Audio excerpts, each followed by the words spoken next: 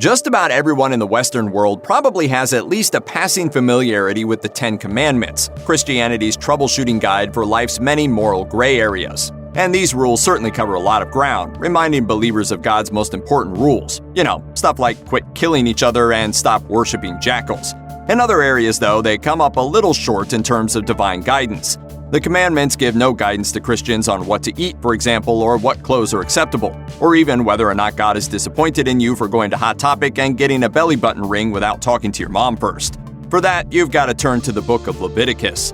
Leviticus is an Old Testament book laying out all of the rules that God added later, presumably because the 400 or so commandments doesn't roll off the tongue quite so well. Through Leviticus, the Bible reveals which animals are cool to eat, warns against using blended fabrics, and yes, even explains God's views on tattoos and piercings.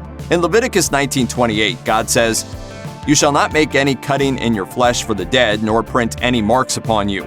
Translations of that passage can vary slightly, but the overall message remains: tats and piercings are a no-no. Still, it might be worth looking at this with some historical context. First, you'll notice that the Bible doesn't actually say tattoos. That's because the word tattoo didn't come into use until the 1700s, when it was lifted from Polynesian language and brought into the European lexicon with the help of Captain Cook.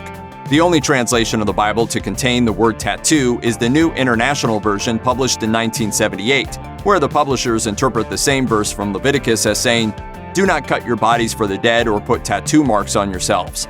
The whole point of the New International Version of the Bible was to create a more modern, easily accessible text for contemporary people, sort of a simple English Wikipedia for the faithful, but it has been met with its fair share of criticism over the years.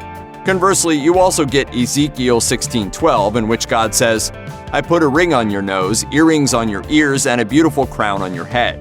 Is that the heavenly go-ahead for getting a septum piercing or face tattoo? Maybe. Then again, in the same chapter, it's also heavily implied that not rubbing a newborn baby with salt is the mark of an irresponsible parent. So, yeah, make of that what you will. Get on with it! The fact of the matter is that the Bible is a very, very long work that was written over the course of multiple generations, so it's bound to have contradicting views on basically any subject you can think of. Maybe the most important question you can ask about all of this is, does a strict adherence to the perceived rules laid out in the good book really affect whether or not someone is a good Christian?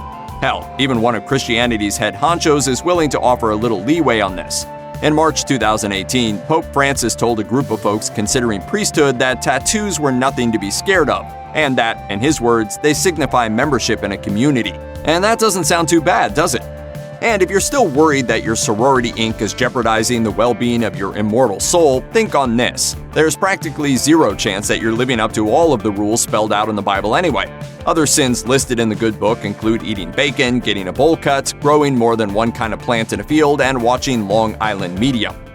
Every time I try to talk to someone, it's sorry this and forgive me that and I'm not worthy. What are you doing now? I'm averting my eyes, O Lord. Well, don't. Honestly, after a certain point, you just gotta make peace with your sins. Rustle up a BLT, fire up the tattoo gun, and throw yourself on the mercy of the court, you know? Check out one of our newest videos right here. Plus, even more grunge videos about your favorite stuff are coming soon. Subscribe to our YouTube channel and hit the bell so you don't miss a single one.